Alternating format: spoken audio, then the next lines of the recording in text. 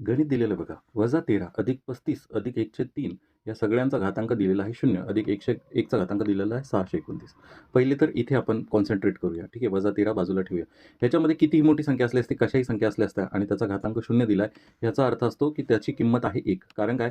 a चा घातांक 0 हा असतो 1. मग इथे तुम्ही कोणतीही संख्या लिहा. मी लिहिलं असतं इथं 35 गुणिला 45 गुणिला 100 गुणिला 1/333 असं काही पण लिहिलं आणि त्याचा घातांक 0 केला, तर ती पूर्ण किंमत काय होत असते, इथे अधिक करा, बेरीज करा, वजाबाकी करा, भागाकार करा, गुणाकार करा. त्यांचा सगळ्यांचा घातांक जर 0 केला, तर तो 1 त्याचं किंमत येत असते. ठीक आहे. मग ह्याची किंमत किती झाली? ह्याची किंमत झाली 1.